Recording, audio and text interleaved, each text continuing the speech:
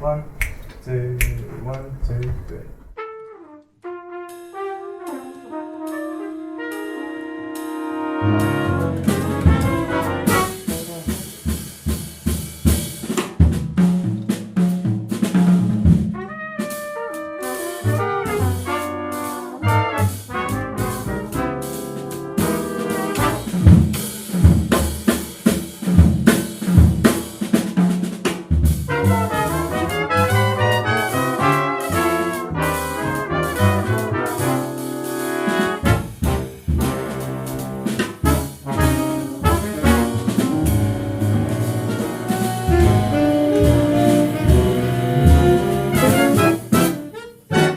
The club was opened by Michael Tortoni on November 27th, 1992. He had a dream. He was a musician and understood that in the then context of performing, musicians weren't respected very much. They were the thing the publican would pay for as long as they brought people to come and drink or to play the pokies. They were the sideshow to anything meaningful. And he wanted to open a space where actually they were respected, or could at least have a space that they could respect each other. So it was definitely envisaged as a musicians' club.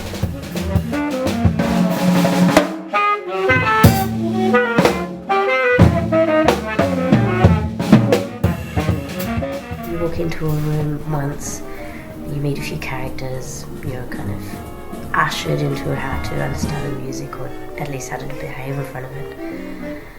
Then you come back again and it's the same people are there. You realise it's not a bar in the sense of a turnover, and it's not actually the basic sense of a concert venue. It's a home. It's a home of jazz where the musicians come back and what they're presenting is always developing, and the way that they're respected becomes a baseline. Like, if not everybody who comes to Bennetts gets to Bennetts. You have to either be ushered in how to be here, how to listen, how to engage, and how to be a part of the family.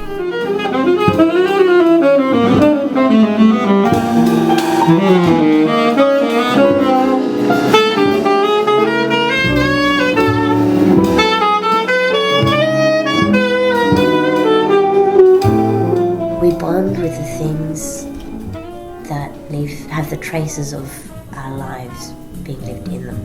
And I think there's a lot of traces in Bennetts. Even Eric Harland made a point about the bacteria in the room. It's much like the village vanguard. There is something living here, but I think it's the life of the traces of time and of space and of music and the audiences who wanted to hear it. That's what people bond to. The history.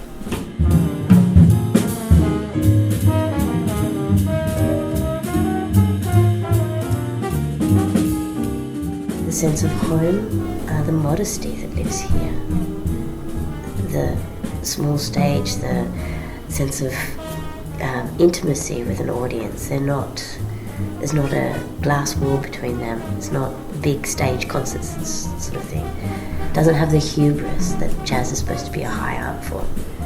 It's a people's music, and the club presents it that way. So I think if you're going to try and put the criteria of how or why we're supposed to be good, it's because it was made by the people who make the criteria. It's how the musicians wanted it. It's how the audience want to hear it.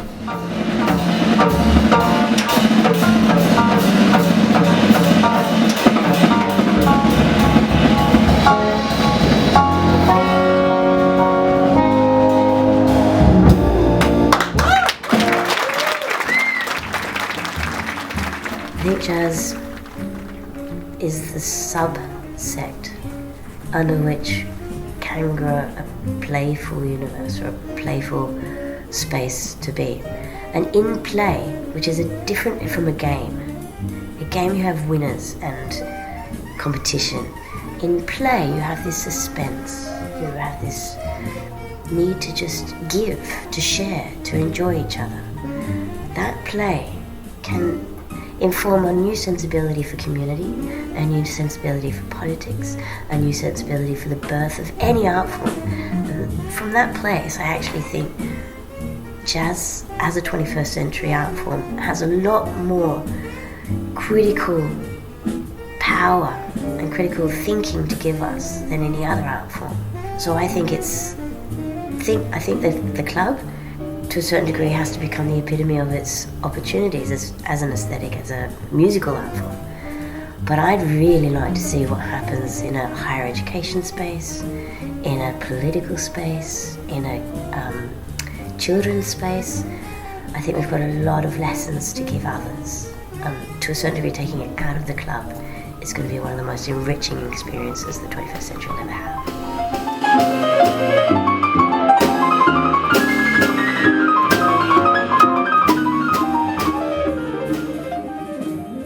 There's an escape into playing, and it's a really courageous space to be able to be in comfortably. And Australians have the ability to do it really well. Internationals keep coming out and are astounded by the kind of talent and schooling we have here. They're coming out to record really often. What they don't get is why we don't have a stage that they would be used to coming to as that world-class kind of Ronnie Scott's, or I guess, Blue Note to a certain degree. For me, both those spaces miss the point at the same time. Both of them turn into a commercial business, what for me is an artistic opportunity.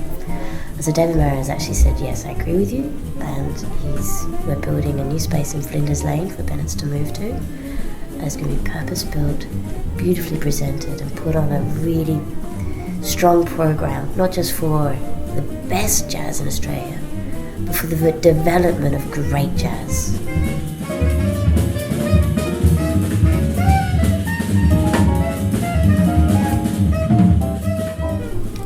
To me, we talked about it being the death of a jazz club, and that's how we understood it at the time.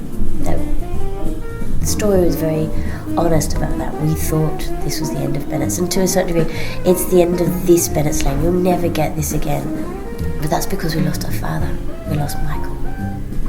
He stepped away from being the owner of Bennetts Lane, so his vision and his deliverance of that is what we've lost.